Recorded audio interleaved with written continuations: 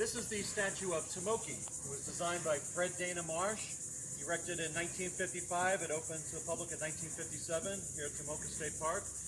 It tells the legend of the Timucuan chief Tomoka, who is said to have drank from a cup from the sacred spring, which the Timucuans were not very fond of. That was only for immortals to drink from. So with Tomoka drinking from that cup, he became immortal himself in a way, and began a civil war. And some of the Timucuans split up and tried to kill him, but arrows bounced off of him. Until one day a princess named Olita was able to shoot him with an arrow that was fatal, but she herself died in the battle. And so this statue commemorates that legend of Olita killing Tomoka. It used to incorporate at least a dozen warriors shooting bows and arrows. Right now you can see their arms extended. There's only about 4 on the bottom. The pieces have been crumbling for decades. And at the top you have Tomoka at the top. I will incorporate some photos I took from the 1990s, about a quarter of a century ago, that will show some additional Indians that used to be on the statue before they crumbled. The state of Florida has no plans to fix this at this point.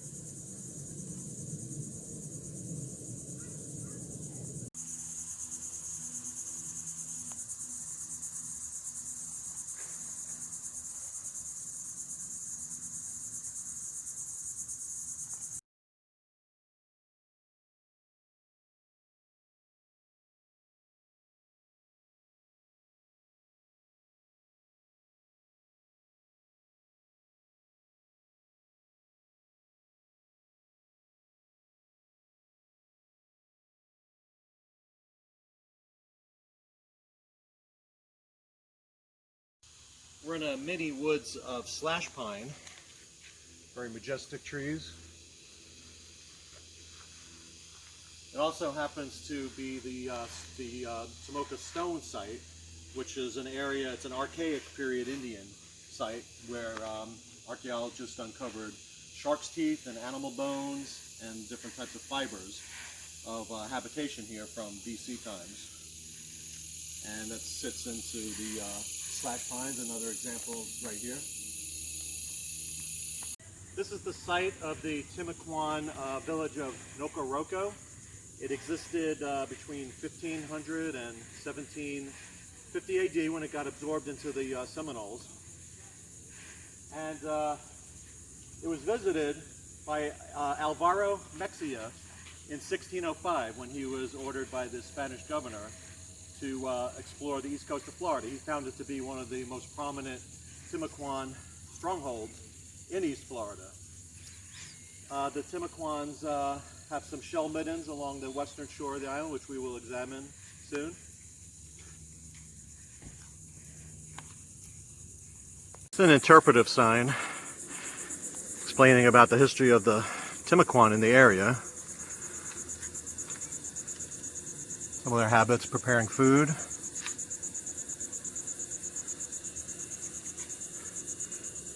Some of the pottery with the incisions. A carved wooden totem. Interesting. And a graphic of a Timucuan warrior with an eagle above his head.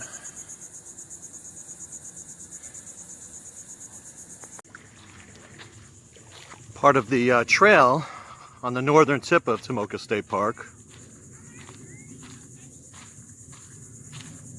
along the Tomoka River.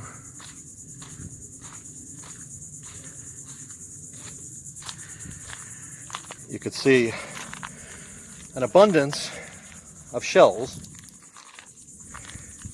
along the shore that's been eroded by the river. And if you look here, you can see that this is a shell midden.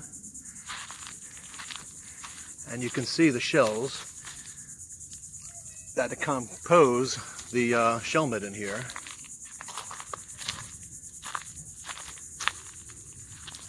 Shell midden's not that high, probably no more than 6 feet. Back along the path. Basically, this entire shoreline is flanked by the shell midden. Another example right here.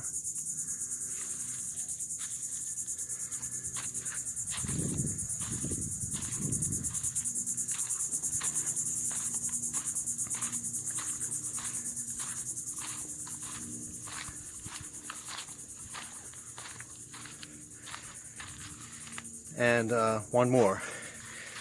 Good example here of some oyster shells dating back to Tomoquans who harvested these.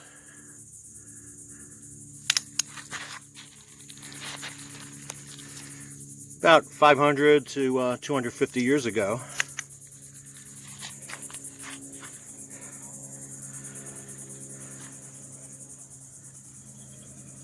This is the site of Mount Oswald Plantation.